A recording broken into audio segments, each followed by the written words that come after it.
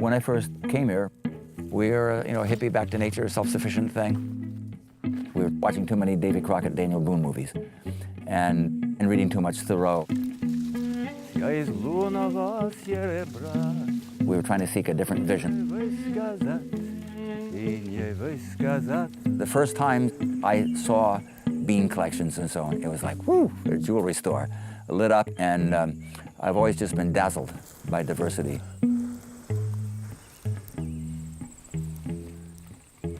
I don't like people that are all straight, all gay, all communist, all Christian. Let them all be there, and absolutely the different kinds of seeds.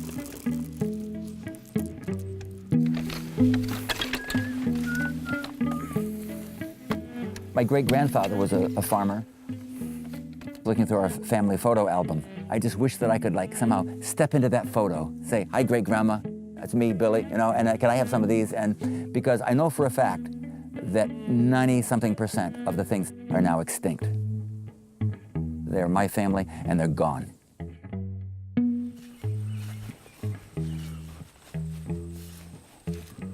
I have this horrible vision someday that the Creator would look down and come look around and say, "Well, where is this? Well, where did that go? I created this. Where did it go? How come it's not here?" I see myself as Noah, not God. Noah didn't get to decide whether the crocodiles came on the ark or not, or the black flies. His job was to load them on, okay? That's my job. I have thousands of varieties that I'm maintaining. People of the future, plant breeders and gardeners, they will decide, what the heck did Will save that for? I don't get to make that decision. My job is to keep these all on the ark, keep them alive for 40 days and 40 nights until the flood's over. I may discover 10 years from now that that seed will be in huge demand because it has in its genes some resistance to some disease which is only now evolving. In many, many cases, what I've got is not available anywhere else. He's my sweetheart. The year that I fail to grow a variety is the year it is lost to me. And in some cases, perhaps lost to the planet. Some of these things are right on the edge of extinction.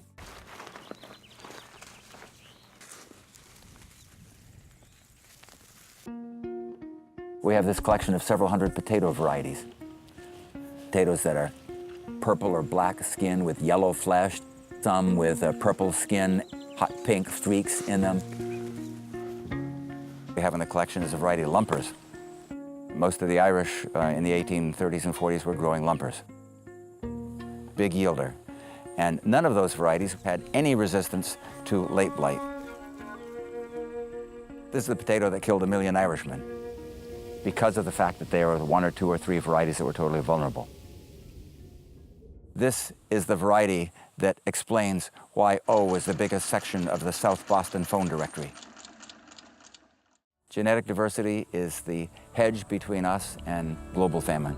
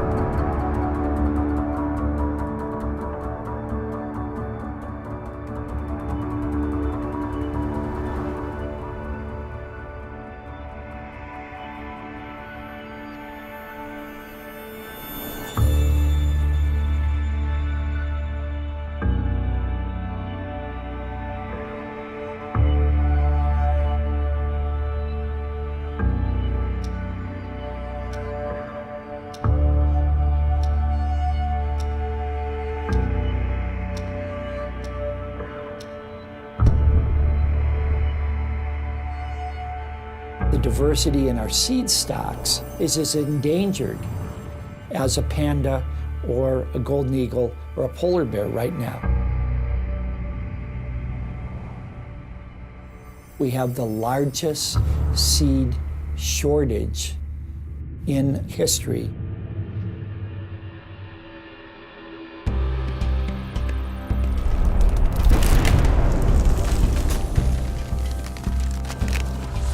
It is this beautiful dance between the plant and the humans that find each other and make a culture possible. In Mesoamerica, over 10,000 years ago, corn found humans and humans found corn. Corn really is this beautiful co-creation between plants and humans. The domestication of corn was centered in the Oaxacan Valley of Mexico.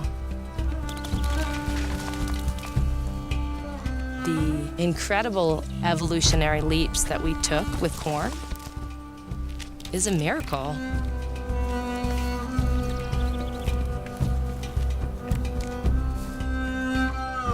It ignited the sacred connection that we had with seeds. Corn seeds moved along the entire spine of the Americas. It became this revolution. It became this new way of being able to feed ourselves. It's what fueled you from a small tribe to an empire. Spies and traders and anyone who was around and saw what it was doing grabbed a handful and took off.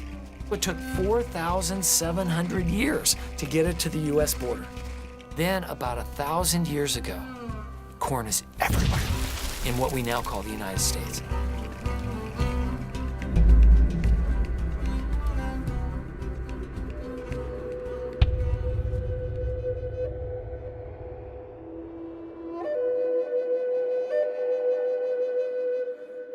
Corn becomes so elastic and adaptive that now we see corn being grown on every continent.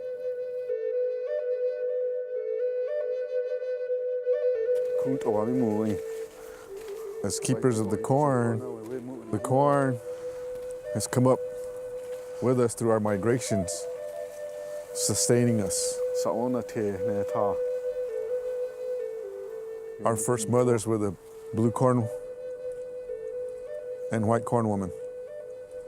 This is my grandmother, my grandfather, my mom, my dad, my brother, my sister, my kids, my grandkids, and myself. We all are one.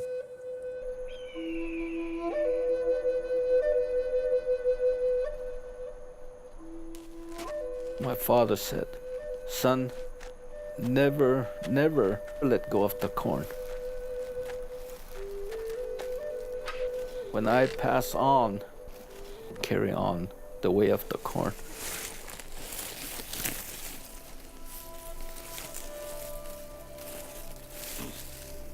I've always been a farmer all my life. From the day that I can remember, I was out there with my grandparents, my uncles, and my father.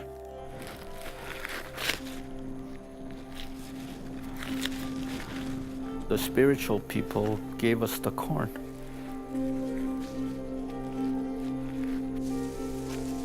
They say when the corn hears you, then they start dancing with you with the leaves fluttering.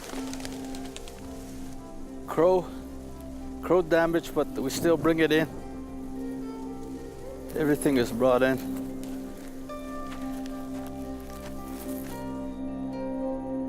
People are too attracted to the big and beautiful, but the Hopi women and men say that even this little one here is special because every corn seed has life. Everything is special. And I'll plant these. Yeah. I'll plant this. We don't throw them away. Wow. We take care of them.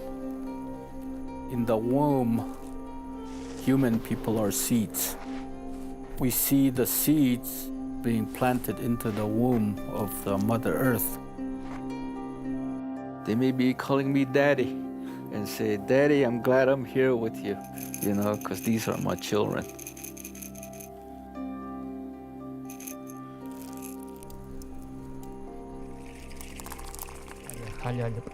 Indian people, we talk in one language, the language of the seeds. The most important thing in my heart is taking seeds anywhere I can go. And my grandfather told me one time, this is very important for life. And he put me before he died.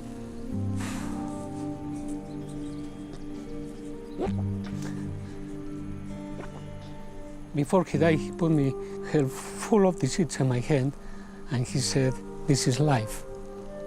And put always in your pocket, because if you have seeds in your pocket, you can walk and you can eat the seeds. But if you have money, you cannot eat the money. This is gold. Seeds, they are our own medicine. When we have to eat, we give a little bit to the earth.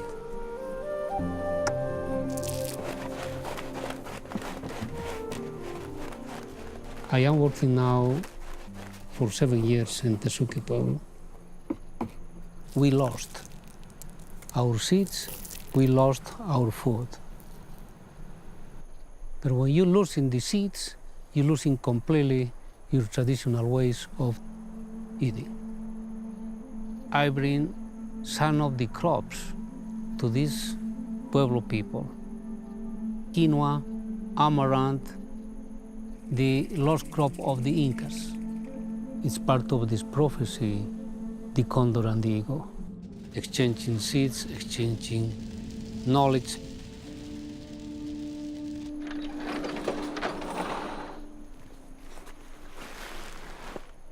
In all these bags you see, we have different type of the seeds. This salary was no one seed. 7 years, we fill up with our work, with our sweat. And this is food for the future. The seeds, they are not very happy because they are one in the top of the other one. They are beginning to tell us we need a new house. A place where they can have a home like us.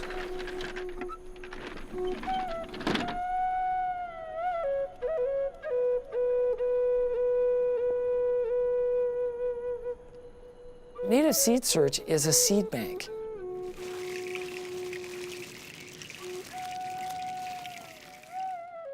Most of the seeds came to us through Native Americans.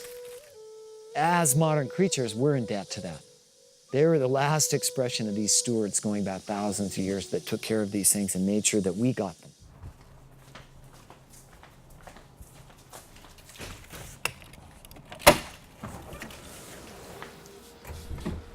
Had somebody the other day call this Fort Knox. There's just so much wealth in here. It's about 2,000 different varieties of invaluable agricultural crops. All 38 generations, all this energy comes down into the seed, you get a hold of it, and then all the future and the millions more that can come out goes out. And you're at that point when you hold those seeds in your hands. Right here is the mother corn. This is the ancient ancestor from which all corn came. And that's what we're losing. I mean, we just don't have the time left, again, on this small planet to recreate all this stuff. That's why it's so invaluable. Once it's gone, it's gone. Seeds are living embryos. They do have a lifespan.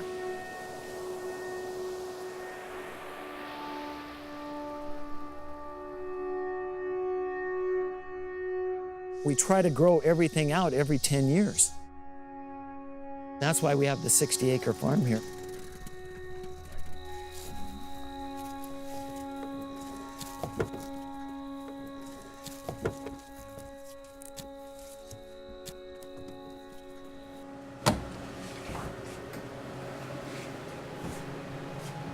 We are hugely vulnerable with all of those seeds. You think about crimes against humanity, blow up a seed bank in war. It becomes an immediate target to weaken a country. When we invaded Iraq, we destroyed that seed bank, and we destroyed that garden, and we destroyed that repository of the great ancient seeds that had been collected by that government for the benefit of mankind.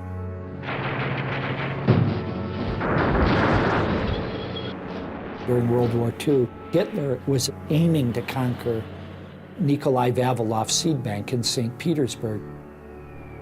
And the people associated with that seed bank holed themselves up in the building and kept those seeds protected, even though they were starving to death and missiles and bombs were landing all around them.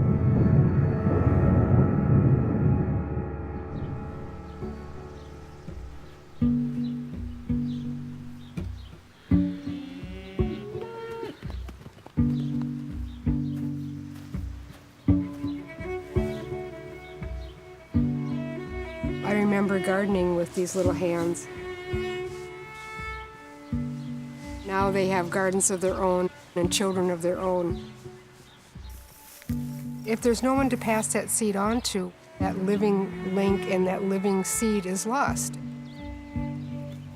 These are Grandpa Ott's morning glories, the seed that started the whole movement. When we started Seed Savers in the 70s, we didn't have anything. We just had an idea and a dream. So we had thousands of beans in my living room.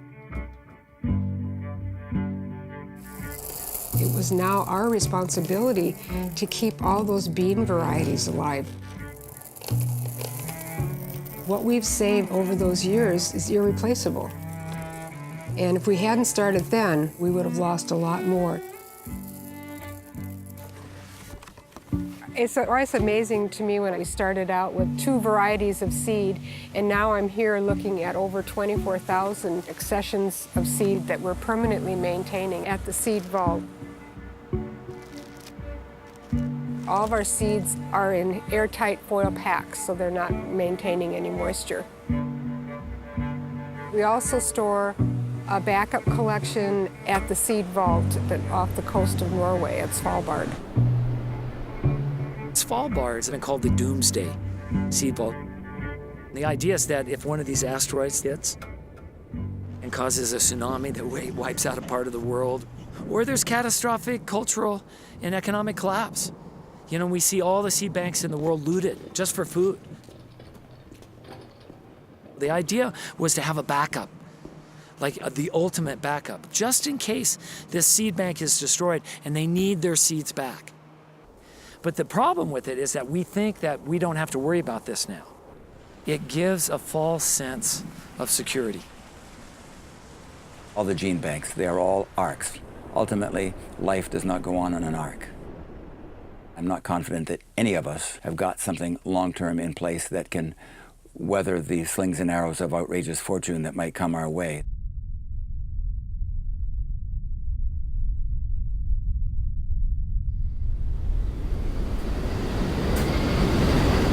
We're now facing the severity of climate change, the most radical we've had since the last ice age.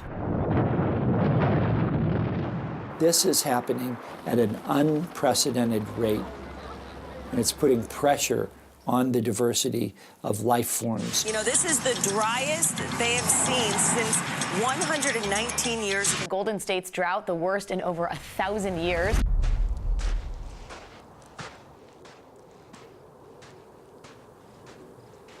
In northern New Mexico, we had a series of drier and drier years. Normally, this time of the year, we're going to get ready for planting, but where there's not any moisture, usually you'll hit a wet spot. A lot of the animals begin to feel the effects of the drought. They consume probably about a third of our corn and all of our beans, so it's tough for everybody.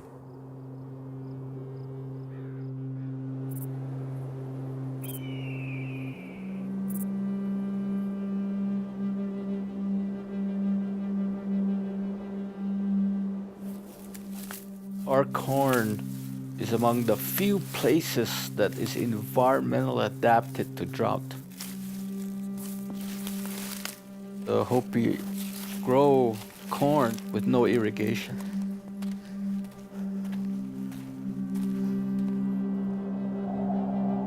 All of our ceremonies are for rain. You petition the clouds to come and bless us. We say in our prayers, may the cloud people come. May the Kachina people come and visit us and bring us rain. May the corn grow up and produce their young ones. You never lose faith in the cloud people. This is a way that my prayers have been answered.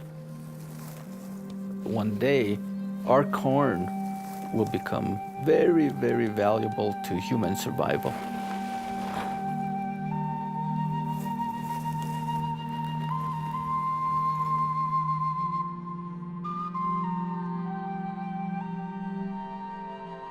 I was very, very fortunate when I was a child. There was a fantastic tree. My tree began from a tiny little seed. And I spent hours and hours up in the branches of that tree.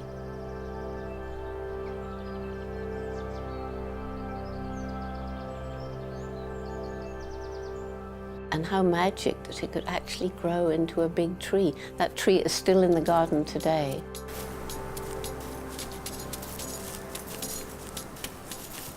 Seeds are so crafty. There is a power, it's a magic. To me, it's magic. It's a life force so strong.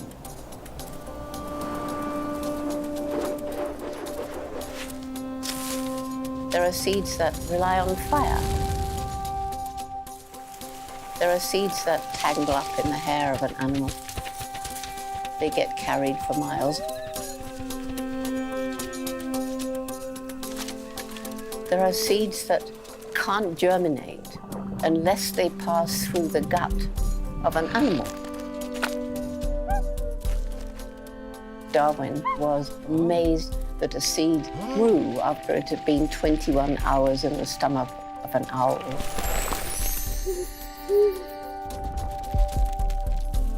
A seed is a doorway between the life of the old plant and its gift to the new plant.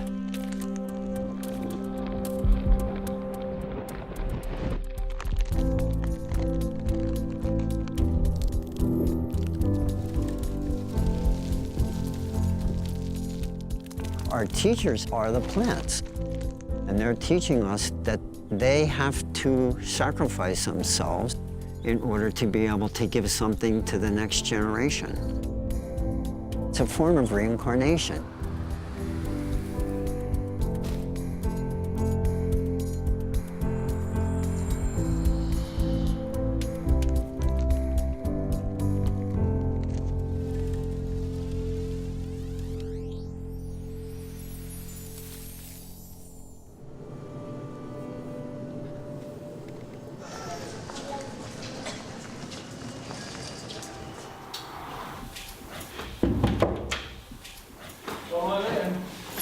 Come on in.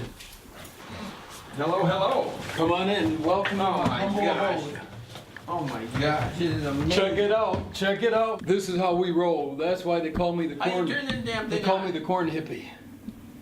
Gosh, this is unbelievable. There's so much corn here. I mean, right here in these bags right here. This one has 87 oh my gosh, what in the hell is 87 different kinds of corn from Urubamba Valley. Oh my gosh. This is from the Sacred Valley. I get certified with a phytosanitary from the Peruvian government, and once we get it certified, then we're ready to ship it wherever we want to send it. Peeps, that's astounding. Look at that fava. For all the crazy people like me who sit there at night and look at bags of beans, it leaves us a mystery. This is so precious. No one even has an idea how much this. They're like jewels. They look like polished agates. Look at this one. Must be artistic genius of nature that allows this to happen. I gotta sleep with this on.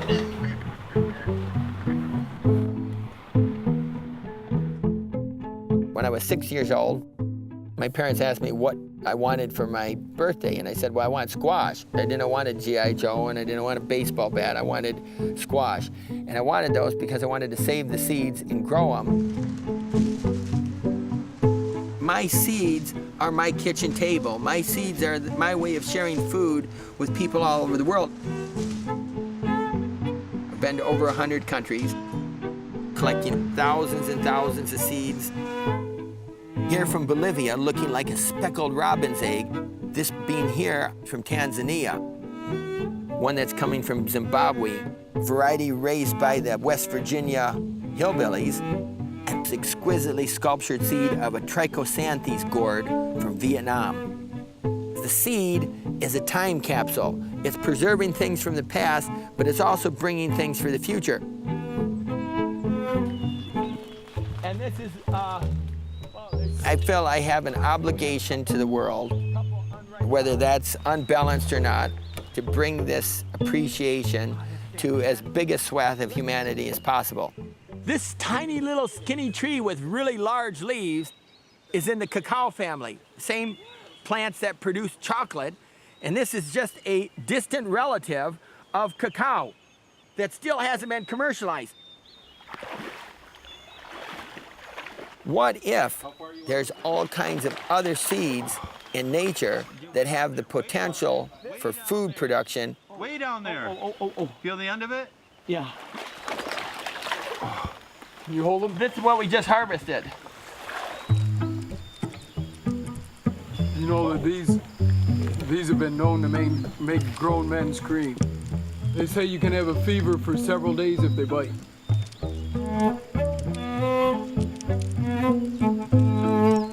Where is it, right here? Okay, this is called picherina, and it's for being used on cuts and sores, and it almost has the look of iodine. There's about 300,000 species of plants on the planet.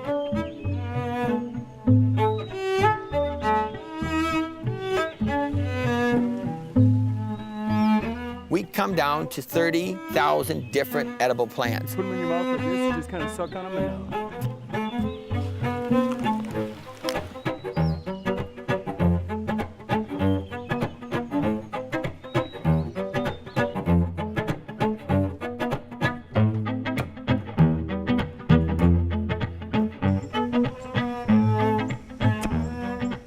120 are used on a really regular basis.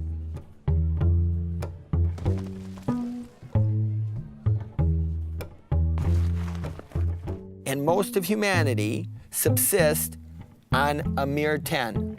Beans, corn, wheat, barley, and rice. Virtually nothing compared to the bigger picture. We should put particular attention to the seeds of wild plants and figure out how we can get those into cultivation because they're part of the biodiversity heritage that will feed the world. Pick them out of there, Patrick. Here's a good one. So we're getting a meal on a wild plant here, Dolly Dolly, which is one of the finest roots in the world to eat. Top chefs would go crazy over Dolly Dolly. So absolutely why don't crazy we over grow it more?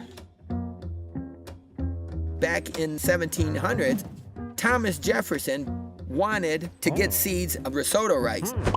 And it was thanks to slyness that he was able to carry out some of this contraband seed and raise it near Monticello in the New World. To feed this expanding continent that immigrants were streaming into, we needed a diversification of food crops. In the 1890s, of over 1 billion packets of seed were distributed for free to farmers around the country. The American Seed Trade Association hired the very first lobbyist to stop the federal seed giveaway, as they called it.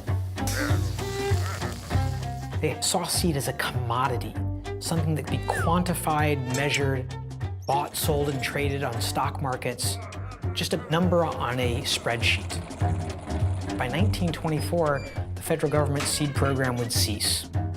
These great industrialists said the only way we can really make profit on American agriculture is to invent a seed that they can't save. And that gave birth to the hybrid seed industry. Hybrids were bigger and better, produces more. Success is yield. Hybrid companies fueled that fever to get the biggest and the best. Corn contests was rampant throughout the Midwest. You were measured not by how many times you went to church, it was how good a corn you grew. Everybody was winning that had hybrid corn. If you save the seeds from a hybrid and plant it again, you get what I call Mr. Toad's wild ride. Recessive genes that were hidden in the parents express themselves again. This is like the grandparents, the grandkids start coming out with all sorts of weird traits. A little more like the mom, a little more like the dad, like old Uncle Harry. Farmers took it for granted that we go to a shelf in the store to buy our seeds. A profound change, because seed is the beginning of all of it. If you're relying on someone else for your seed, then it's like you're relying for someone else on your soul or something. This is where it all starts. To not control that part of it is a major abdication of control and responsibility, and yet we did it wholesale. It destroyed the natural seed banks and the seed practices of the farmers. Hybrid corn was the atom bomb of agriculture.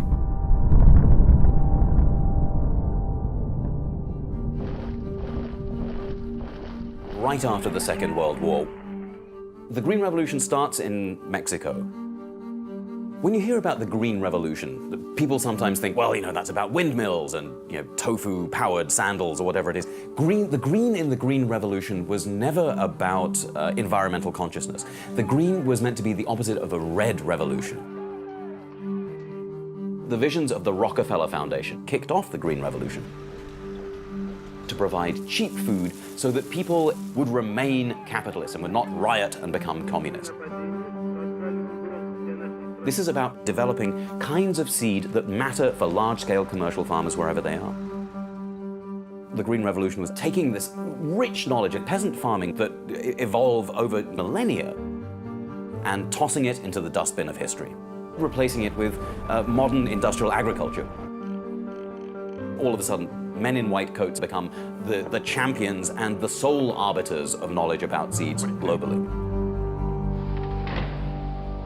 Seeds of the Green Revolution, what are called the miracle varieties, they were bred for taking up more chemicals. The hungry industry of war chemicals, wanting to deploy these chemicals as agri-chemicals, trying to push chemicals into agriculture. 90% of the seed that we use to grow our food is owned by chemical companies, by pesticide and pharmaceutical companies. Now there's a huge conflict of interest. When the chemical companies own the seeds, they not only want you dependent on the seed as a farmer, but they also want you dependent on their chemicals. We use 80 million pounds a year of atrazine just in the US. Atrazine's demasculinizing frogs and fish. It can completely cause males to develop into females. Atrazine leads to promoting breast cancer. It's associated with miscarriages and birth defects. We should have learned this lesson way back with DDT. And we're just learning it over and over and over and over and over again.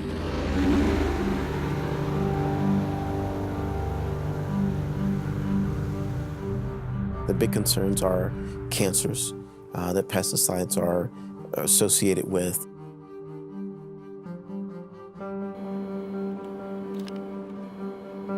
My whole entry into this area was because of atrazine. The actual manufacturer hired me to look at atrazine. The artist told me I couldn't talk to people about my research, and I couldn't publish it, and I couldn't write it. And I thought, what do you mean? Then they started trying to manipulate data. And that's when I realized I've helped the chemical industry keep this chemical in the market that I know is bad, and go home to my wife and kids, go, oh, guess what I did today? I did a study that confused all the sciences, and now people don't know that this chemical's bad. Novartis and Syngenta spent millions fighting me. When you look at Novartis and Syngenta's strategy, the first thing they say is discredit Hayes. When they couldn't prove my science was bad, they wrote down a checklist of things they were going to do to me, to hurt my students, to investigate my wife. And they actually wrote it down. The first page in the Secret Spy Evil Handbook is, don't write it down or you eat it or it's self-destruct, right? I do everything that I can in the position that I'm in.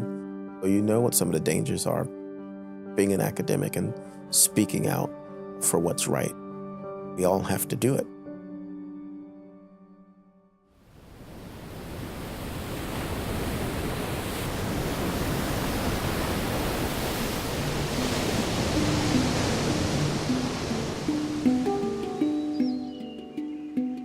We live in the most self-sustainable place on Earth. We can grow any plant from Koke'e to Hanalei. It's such a cycle of life around here with the ocean and the land. Hawaiians knew from the beginning of time. Our whole world revolves around aloha aina, giving back to the land because the land gives to us. Native Hawaiians had this incredible agricultural system able to sustain 3 times today's population. In the 1800s, plantation agriculture happened in Hawaii. And what you see is private land ownership happening in Hawaii. The original missionary families are still the primary private landowners. The descendants of the original missionaries opened up the first sugarcane plantations. The last sugarcane mill closed down 8 years ago, and in its place, biotech chemical seed companies came in and took over agriculture. They say sugar ruled Hawaii, sugar was king. Well, now I would say the biotech industry, these chemical corporations are king in Hawaii.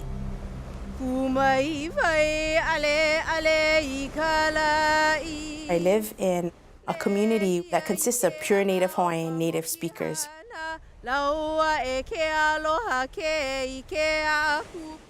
I've waited for an opportunity to own my own home, and not just own my own home, but a space as a single mother to raise my children. Many Hawaiians die waiting for their opportunity at a Hawaiian homestead. I moved out here. At the time, sugar was just moving out and the fields around us were fallow. I started to see different fields pop up that I've never seen before. It alarmed me. I had no idea what was happening, what was taking the place of sugar. Then I started to experience very bad allergies, migraines, and illnesses, just not being able to get over colds. My doctor said, oh, you have full-blown adult asthma. When I started to see that the farmers were spraying pesticides, they are spraying things at night while we're sleeping. My two daughters wake up with blood-soaked pillows.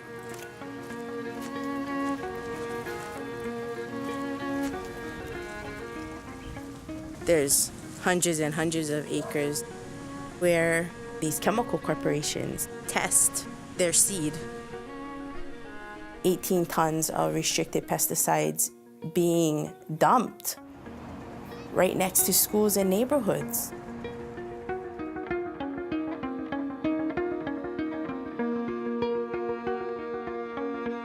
I'm a teacher at Waimea Canyon Middle School for the past 18 years. There's ag lands adjacent to our campus. It is literally 100 yards upwind of our school. That's the field that they were spraying, and we can actually feel the mist. I contacted Syngenta and said, we believe that drift is occurring. During PE, a cloud of gases came over them and kids just started dropping. There was chaos on campus. It was horrific. There wasn't enough room in the health room. About 140 children were seeking assistance. There was this effort by administrators and politicians to whitewash it over. And immediately in the newspaper, you know, school evacuated because of stinkweed. And that became the specious explanation. That became the story. Teachers came together and stood up. Stop poisoning our children. Monsanto, Dow, DuPont in Hawaii and elsewhere, they've got a blank check to experiment with any kind of chemical they want on these test plots. You've got the most toxic insecticide, virtually unregulated by the U.S. Department of Agriculture. The seed companies, the chemical companies, especially Monsanto, use every means of control to manipulate our government and other governments. They pour huge amounts of money into political campaigns. They pour huge amounts of money into lobbying. They have many of their own people embedded in the key decision-making roles in the U.S. government. In 1992, the approval of genetically engineered crops was done by Michael Taylor, who was a lawyer from Monsanto and went right from Monsanto to working for the government. Tom Vilsack, who was named the Biotechnology Industrial Organization's Governor of the Year. His law firm defended Monsanto in the Supreme Court, and he became a Secretary of Agriculture. Here you have somebody who's in control of agricultural policy, absolutely linked to the hip to the biotechnology industry and to Monsanto's interests. The revolving door between Monsanto and government is going so fast, it's almost dizzying. The corporations, they said, we want to really own these seeds. We want patents on life. It was fast-tracked to the Supreme Court. It was a 5-4 decision with Clarence Thomas and that lead of the 5 saying, yes, you can patent seeds, you can patent life. Very few people know, but Clarence Thomas was a Monsanto lawyer. When I first heard about the idea of patenting a seed or any kind of plant, I was absolutely horrified, and I thought, surely that'll never be allowed. You can't own nature.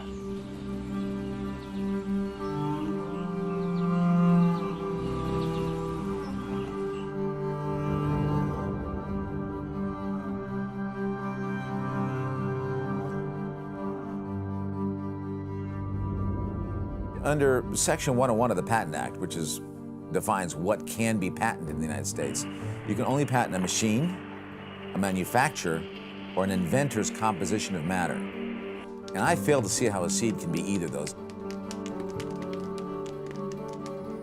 Monsanto takes one gene out of tens of thousands of genes, changes that and says, no, now we own the whole plant. It's one of the most extraordinary giveaways giving corporations the natural reproduction of all life forms, saying you can make a profit on every one of those reproductions. So they don't just own the seeds. They own all of the offspring of those seeds and patent them forever.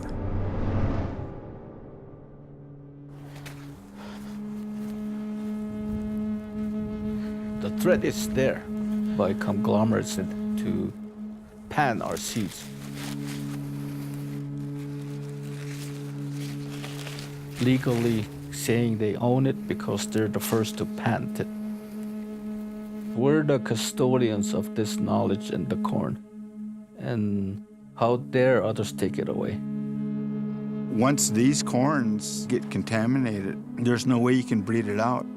The only safe thing to do is actually incinerate. You know, I wouldn't feed it to animals. I wouldn't compost it because it's in the DNA. It's an abuse to seeds and to us as indigenous people. With the GMO seeds that are out there, we need to protect our seeds. We need to save our seeds. And we need to plant them for the survival of our communities and survival of our mom.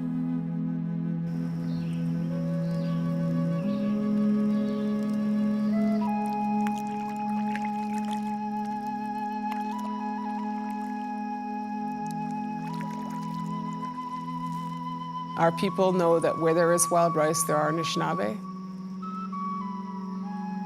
It is our most sacred food.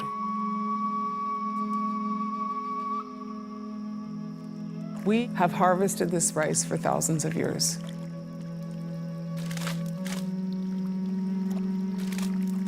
This wild rice doesn't grow anywhere else in the world.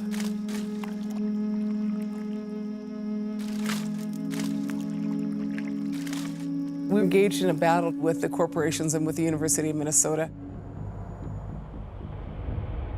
The University of Minnesota wanted to genetically engineer wild rice.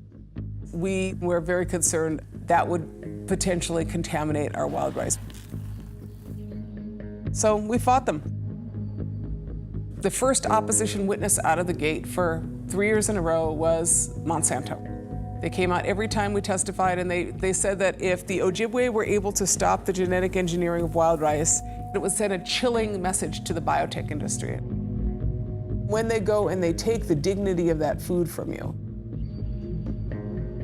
and turn it into something else, it is offensive, it hurts our people, it hurts us economically, and it hurts us spiritually. Wild should mean something. And I would assume that that would mean not genetically engineered.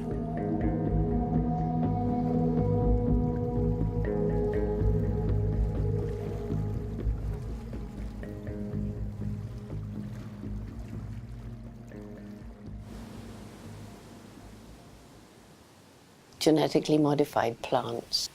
It's doing something which isn't natural in the plant world.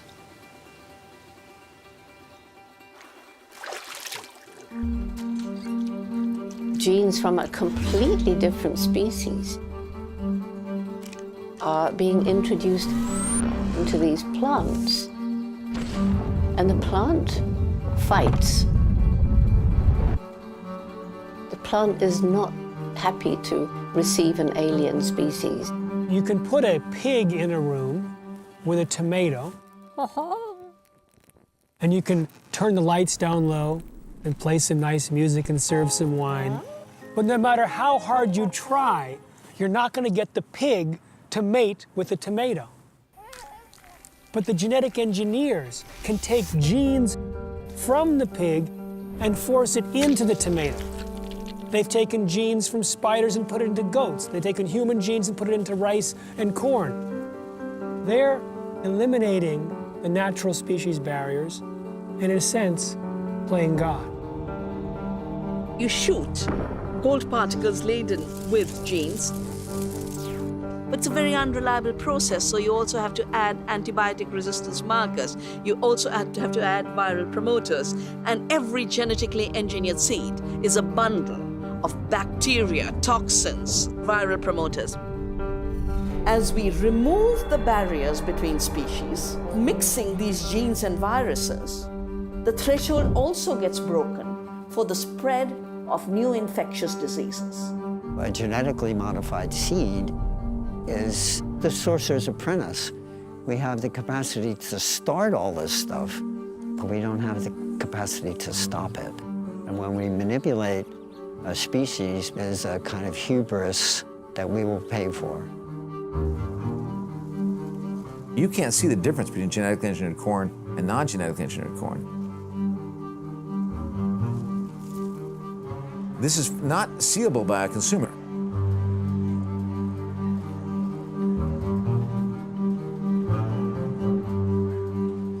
Independent scientists were beginning to see indications that consuming genetically engineered foods could have kidney and liver damage. We're seeing possible reproductive issues in laboratory animals. These are peer-reviewed science. Now we're beginning to see problems that could come from them.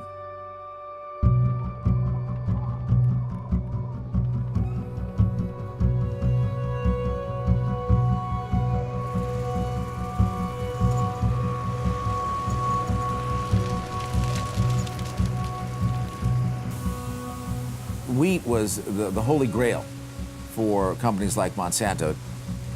If they could have had all the wheat in the United States be genetically engineered, that was really the holy grail.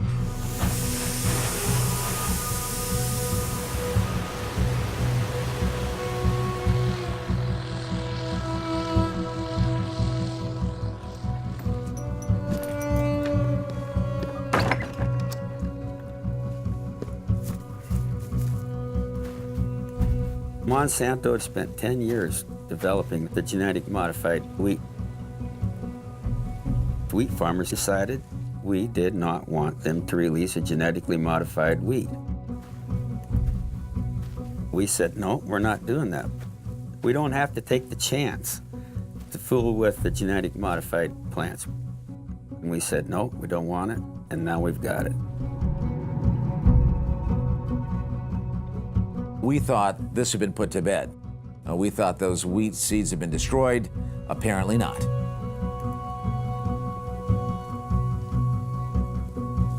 The Department of Agriculture have told us, don't worry, we can keep these seed trials confined. And time again, they have failed to do so, and they have escaped. Once you take that stuff out of the laboratory, there's 1,000 things that can go wrong that lets that seed get away. As far as a duck can fly, they eat seed and they excrete that seed, and that seed grows in a place where it wasn't intended. You can't pull it back. You can't put the toothpaste back in the tube. International wheat markets shut down for months. That cost farmers hundreds of millions of dollars. USDA opened an investigation. They've never been able to discover how the genetically engineered wheat got in the farmer's field. We're fooling with Mother Nature in a way that, quite frankly, may end up not being near as rosy of a panacea as these seed companies want to point out. If our wheat is contaminated, I'm out of business.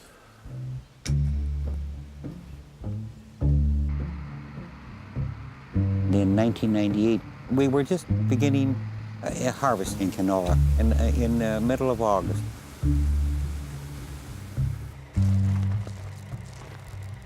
My neighbor had grown GMO canola, and our fields were contaminated.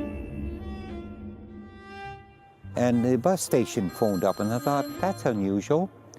And they said, there's a parcel here for you. Later on that evening, open it, here's a lawsuit from Monsanto. And I didn't think much of it. Oh, what's this? Patent infringement? I didn't even know what that was. Our family lawyer looked at me and said, Chrissy, I think you're in trouble. I said, what for? Well, he said, they're charging you that you have their GMO seeds. And I said, what are GMO seeds?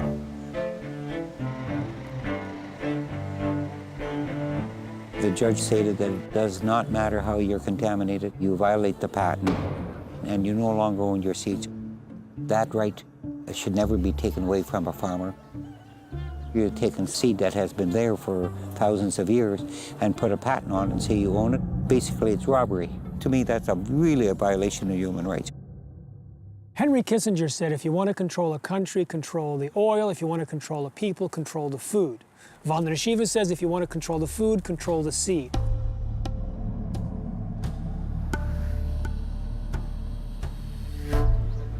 When seed started to become a patented property sold by corporations, you destroy seed freedom.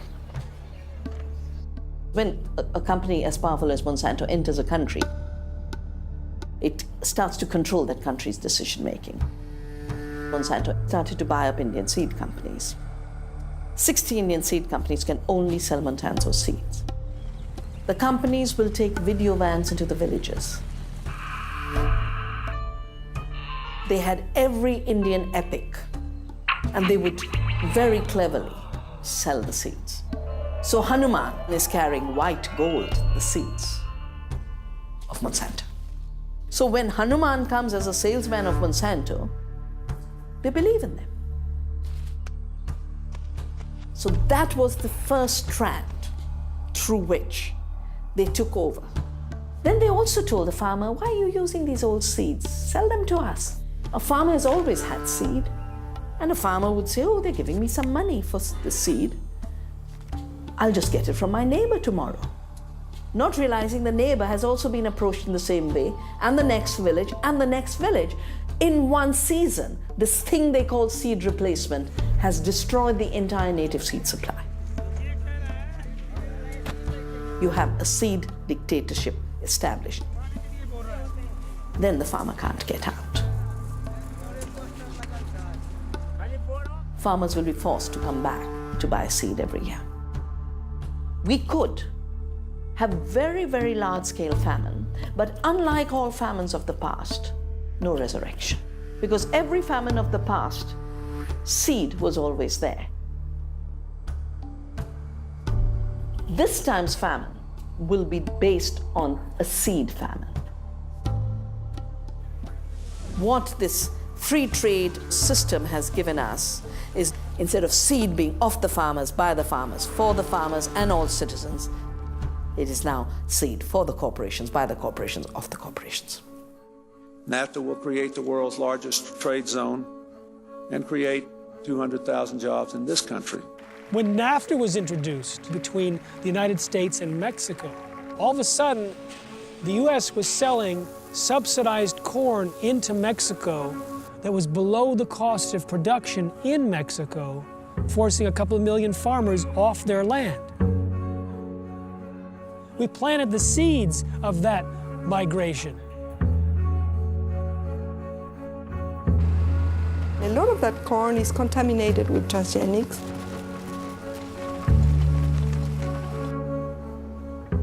We are destroying the basis of the world's agriculture.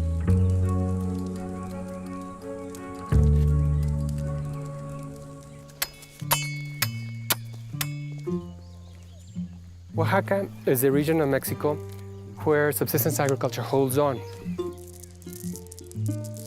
The subsistence agriculture is slowly being phased out. But if that agriculture is gone, we have lost that resources for our future. Nuestra dieta ha sido nuestras plantas, nuestras semillas, nuestras frutas. Nuestro reto es conservar las semillas criollas. De no ser así, es muy difícil que las comunidades sobrevivan. Y al verme tan solo y triste cual ojo al viento, quisiera llorar, quisiera morir de sentimiento.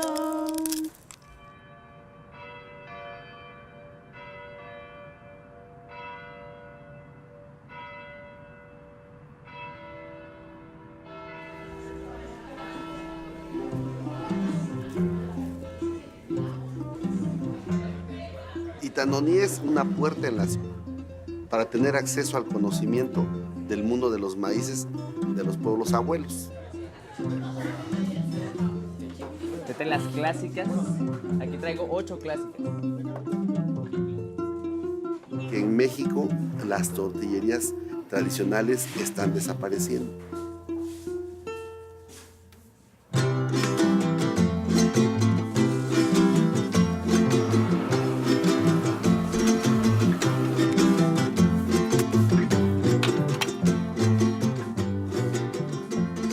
les estoy ofreciendo trabajar con ellos para crearles el mercado que ellos necesitan. El maíz que nos sobra, le vendemos al restaurante Tanone. Se vuelve uno famoso, pues. Eso, sí, por el maíz, pues. Este tesoro solamente se puede conservar reproduciéndolo.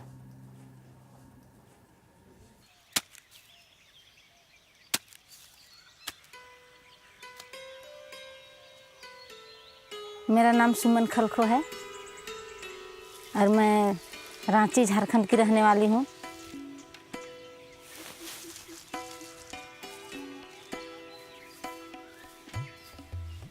बेटी हूँ, मैंने पली बढ़ी हूँ। बाबा विकलांग है तो उनको जब मैं छोटी थी हम तो अपने जो दादा दादी है वो तो बगल घर की एक दादी थी जो अंधी थी, वो देख नहीं पाती थी, तो उनसे हमको ज्ञान मिला।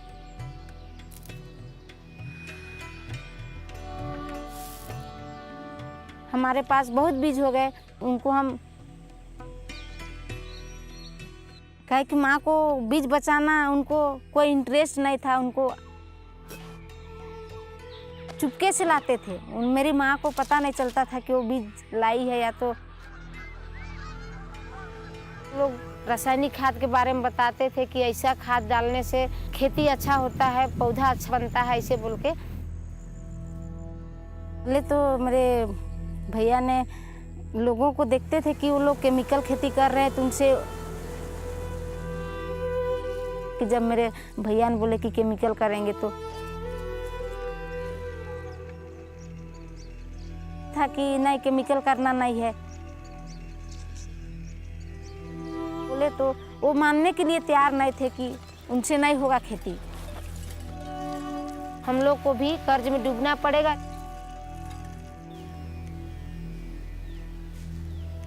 मैंने दिल तक अंदर से चोट लगा था।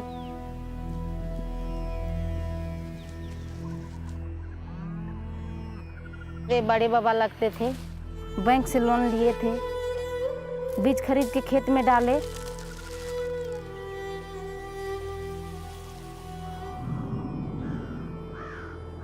बारिश अच्छी नहीं हुई तो उनका फसल नहीं हुआ, तो उनको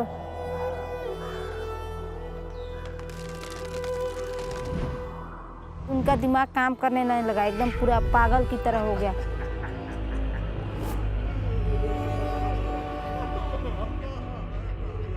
उसके बाद जब वो केमिकल मैंने जो दवा लाए थे सब्जी में डालने के लिए, उन्हीं दवा को पी के सुसाइड कर लिए।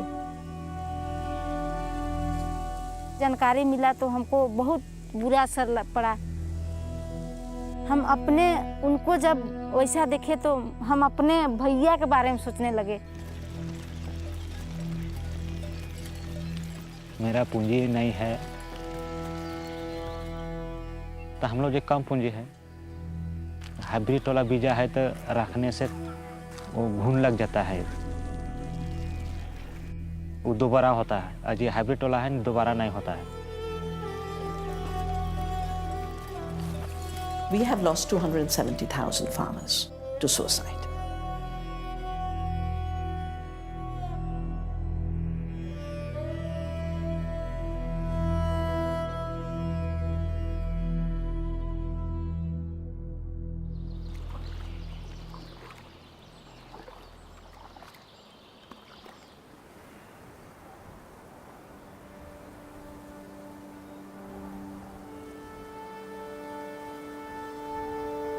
Pioneer DuPont and Dow Chemical, they have all that acreage leased. All the way up from the mountains, all the way down to the ocean. And this is where all the experimentation goes on. This is the dust that's blowing the fields. It blows over the cliff and into our homes.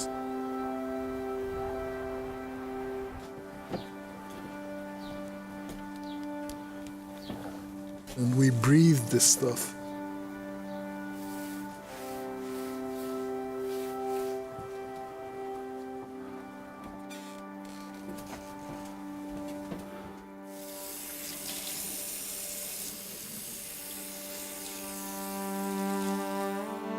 The neighborhood is filled with people who have passed away of some form of cancer.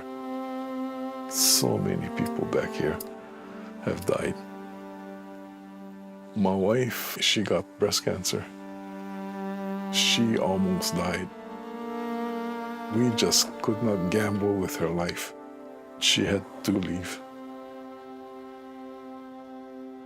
Then I started it getting worse and worse. I would gasp for air. If I stay here much longer, I might die.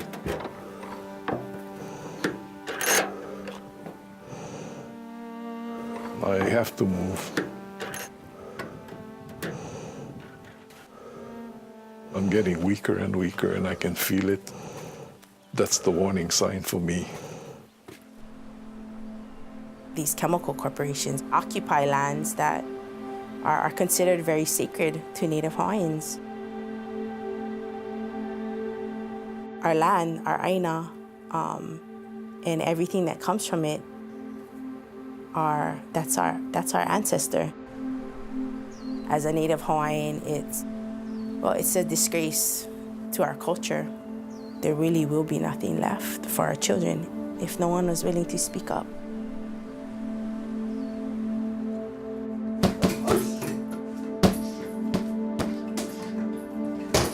The future of Hawaii is all at stake. Everything I love is being threatened.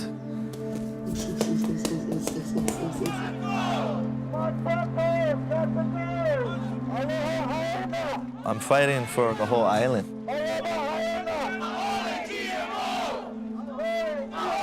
Say something or die.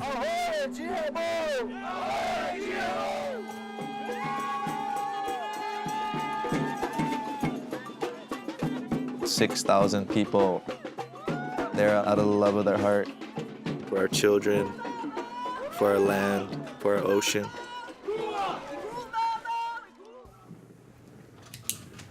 I met with the chemical companies. They would say, no, we're not experimenting with pesticides. They tell me this is safe, there's nothing wrong with this stuff. And could you tell me what you're spraying? And they refused to tell me. The more these companies would lie to me, I had to do something. And that's when we started piecing Bill 2491 together to get disclosure. Could any of you disclose to me the amount of general use pesticides that you use on an annual basis? With all due respect, I asked you an hour ago if you would tell me today how much general use pesticides you're using, and you said no with your silence. I would say that I don't think I would want to comply with the bill as is. My second son here, Pa'akamana'o, was born with an extremely rare heart defect.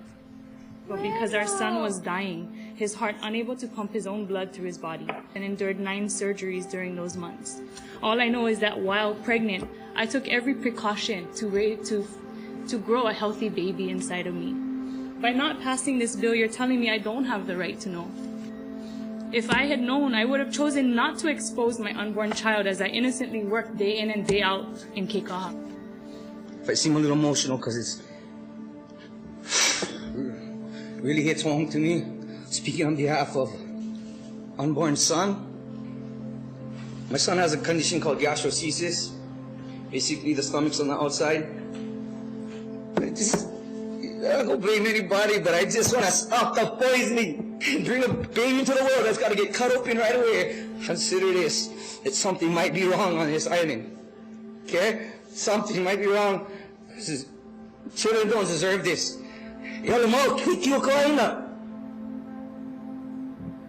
The trust is gone for these companies. The trust is gone. And I don't know how they're going to gain the trust back other than backing this bill and working with the communities, you know what I mean? And You know, like I said before, it's time to put human health over corporate wealth.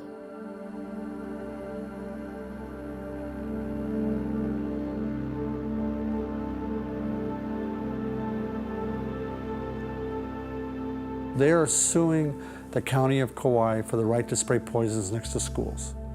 And these are the largest companies in the world. So we're going to have a huge battle. OMG, GMO, people have a right to know. OMG, GMO, people have a right to know. OMG, GMO. This is a historic battle. They're fighting for a profit. We're fighting for our lives. And those who fight for their lives do not give up, do not let down, never say no. Because we need to know. No one said, give me GM food. Anyway, this has never been voted for by any community anywhere in the world. The reason Americans are being condemned to eat GM food is they've been denied the right to know.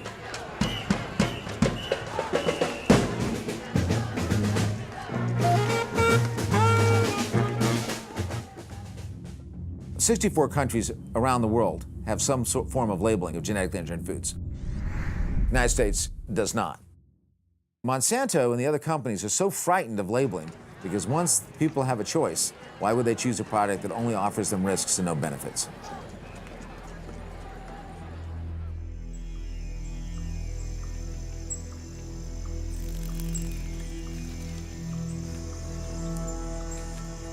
I started Navdanya in 1987. I named it Navdanya, which means 9 seeds, but it also means the new gift. Wow, look at the birds going above you.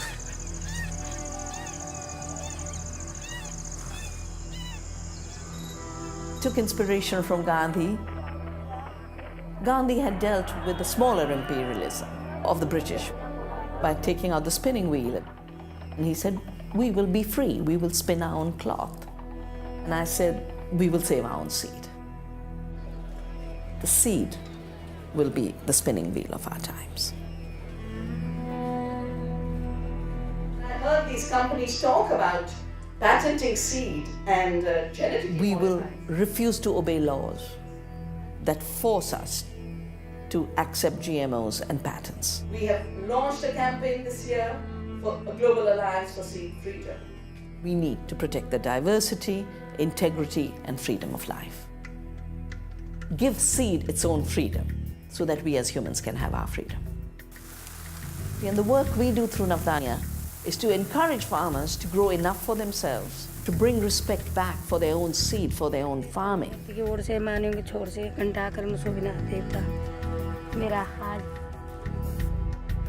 Our community seed banks are both the networks of farmers as well as the distribution network for moving seed wherever it's needed. More than 110 community seed banks have started. If there's a drought, getting drought-resistant seed.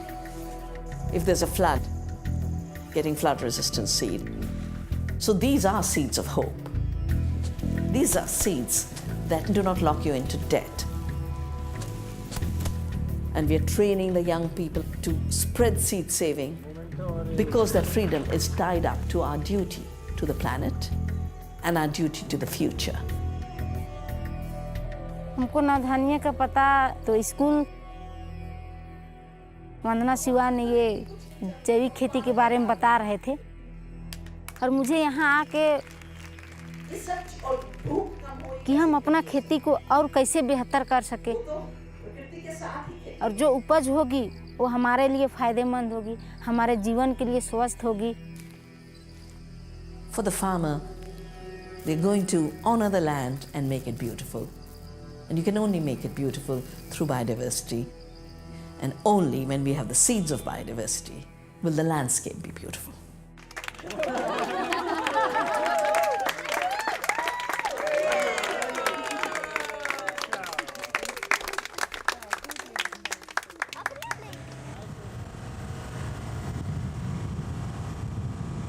You know, there's that Garth Brooks song, The Rodeo. Well, for me, the rodeo is going out into the wilderness and finding things to eat. It's like an obsession that never ends. Big, huge treasure hunt. When people say, how do we feed a hungry world? What about the wild things? The devil's ball. We don't want to get the sap.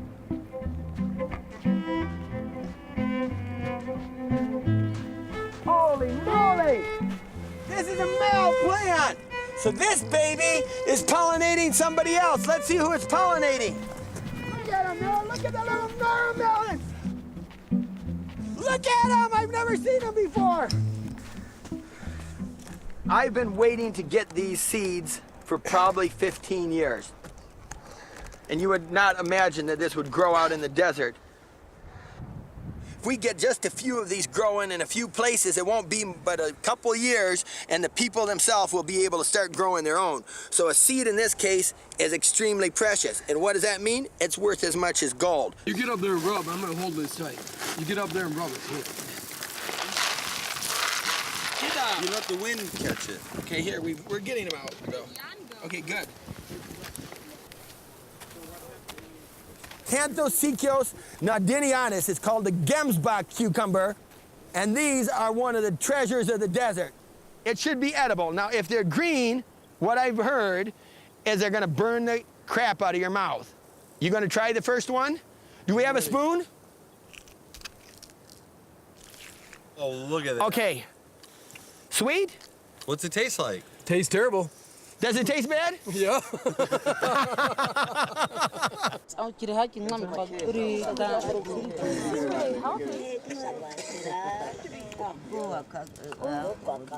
So they're cooking them. That gets rid of the hotness in it.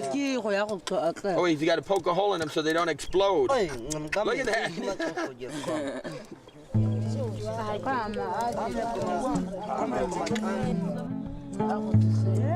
They're the original botanists, aren't they? I'm nothing. All I'm doing is learning it in books and wanting to find out about it, but they're knowing everything about it.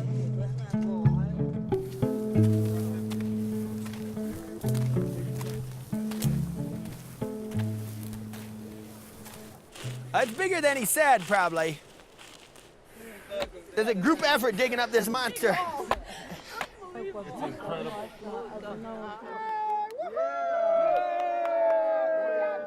This is the incredible Marama bean. Produces tubers up to 500 pounds. About 10 pounds? It is a future potential food crop unlike any other on the planet. I mean, how many other beans do you know produce a giant sweet potato?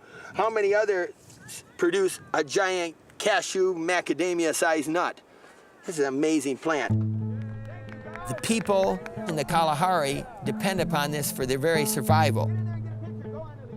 It doesn't need water for 3 years and it can still survive.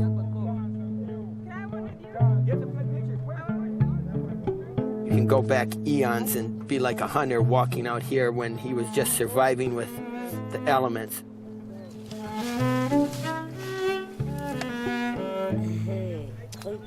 Strange thing to get impressed with, but I'm impressed. We do have a beautiful world. And something like this, to me, it's just a marvel of the planet we live on. Дорогой дальною, да ночью лунною, да песней той, что вдалеке звенят. I don't suppose anyone's up for the Merry Dwarfs, probably, eh? Yeah, I suppose. I don't know. Enough of us. I don't know. Okay. Hi-ho, cried the merry dwarfs. And then bump, bump. That's a critter. The timing is all important. It's like with seed saving. Time is a big deal. Ready? Let's hear it now. Hi-ho, cried the merry dwarfs. Dump, dump. It's off to the woods we bump. We'd like to stay, but time is short. Hi-ho, cried the merry dwarfs. Short. It's off to the woods we are. Magnificent! Magnificent! That was it! You did it! Right off like that. Woo! Okay. Saving seeds is a gas.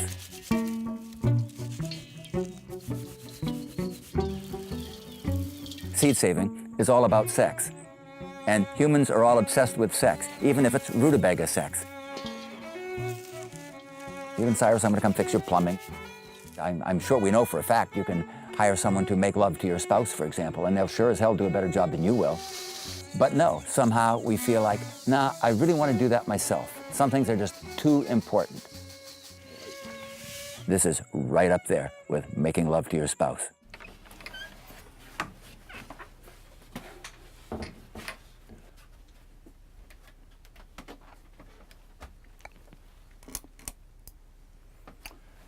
So this is the office where all my stuff is stored. I don't know quite how many thousands of varieties, samples of seeds are here. So this is a horrible mess. This is about as good as it gets here. I live in chaos, and this room is one of the more chaotic parts of the house. All these boxes on top are all waiting to get refiled. I think I'll put away. I never can seem to get enough. I've tried to level off in recent years to something that I can handle. Rutabagas. Over here. Sometimes thought that if the house were to catch on fire and I had to do something very, very quickly, hopefully I would first make sure that all the family were safely out. But somehow I'm deep inside, I'm afraid that I would probably rush in here, smash out the windows and start throwing boxes of seeds out to the firefighters and hope they understood what to do with them, don't turn the hoses on them or something.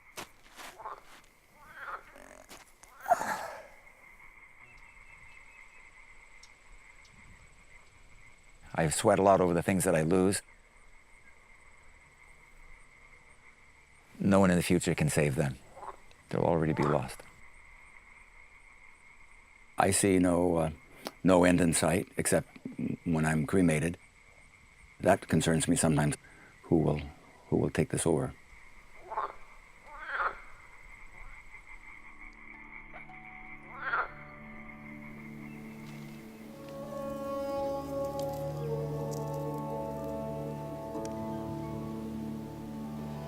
ये सब करने में हमको तो 6 साल पूरा लग गया और पूरा खेत में खेती लगाना है। मैंने वही निर्णय लिए और मेरा भैया को अपना बीज बचाना चाहिए। ये मेरे भैया मान गए तो हमको ये तो खुशी की बात हुई।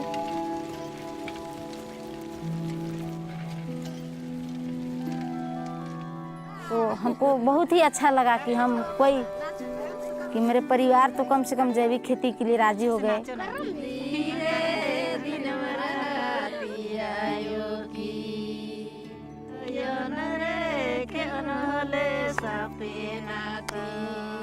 कि हम वहाँ जाएंगे और इसको जो सीखे उनको मैं पूरे अपना क्षेत्र में फैलाना चाहती हूँ। ये टोटी को बस देखिए 10-15 रुपये का उसी में सुमन का नेतृत्व उभर के आया और ये अपने एक हमसे नीचे ये भी अपने समाज का अगुवाई करने के लिए आगे आई है। कोई किसान के पास जो हमारे पास जो बीज है वो बीज दूसरे किसान के अपने एक दूसरे को हम अपना बीज मदद कर सकते हैं।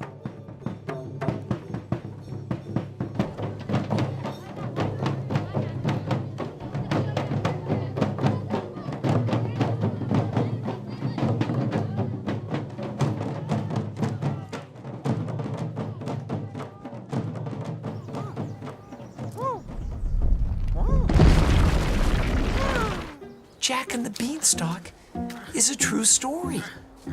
The idea we all laughed at that he would trade his pig or his cow or whatever for a handful of beans is like, what a silly thing is that? But if you think about the potential of the self-replicating system that's in your hand and what it could potentially produce, we should all trade in everything we have for a handful of beans. One of our fairy tales is actually trying to teach us something that's unbelievably important.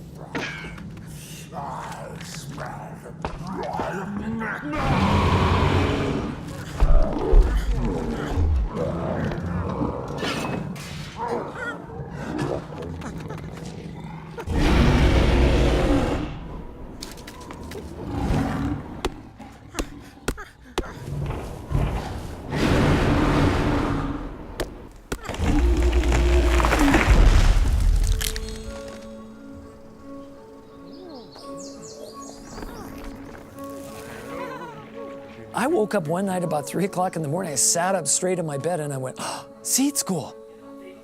We got to teach this stuff. We got to open up a space and teach them what we know to having this resilient fabric again. I'm going back to the 10,000-year-old way of doing it.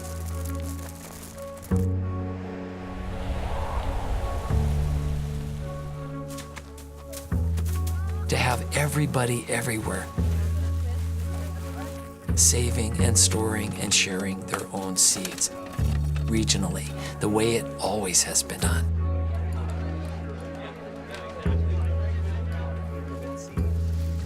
When we teach about seeds, we rewrite ourselves back into that evolutionary dance between plants and humans. We initiate a whole new generation of people who care for life. Since the seed's asking to be spoken for again. As a Mohawk woman, seeds embody this sense of hope for the future, that we could create something different, a new paradigm for our children. We have to make that promise to the corn that we will nourish ourselves from it, but we will also give back.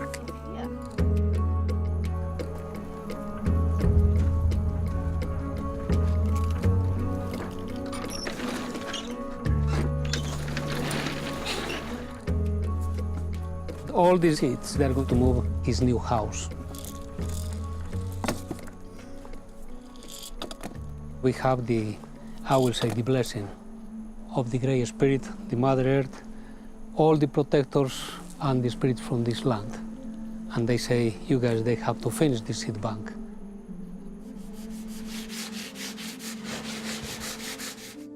We beginning to making the impact in our pueblo, in our community, stone by stone or mud by mud, we have this building.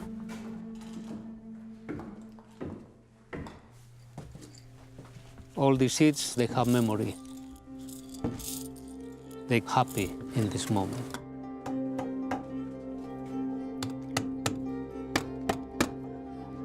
The seed bank, it represents life.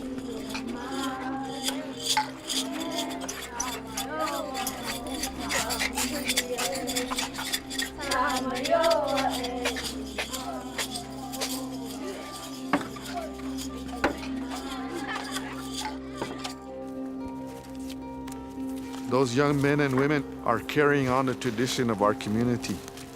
And I see the young people happy. And the corn is happy. The birds are happy. Because that's who we are.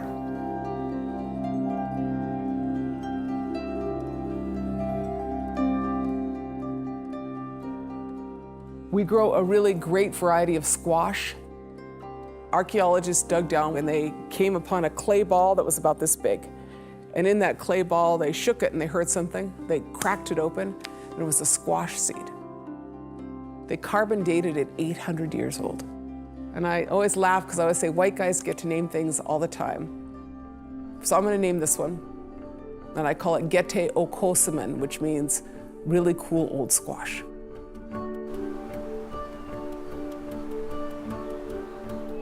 It's time for us to take back that mana. It's so important to get back to our food source. Take back that ability to self-sustain, as our ancestors once did. This food forest here could feed hundreds of people.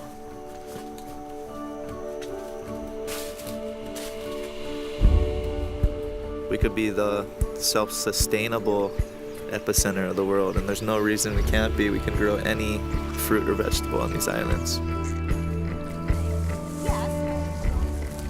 We planted 21 banana trees today. As a team, as a family, you can accomplish anything.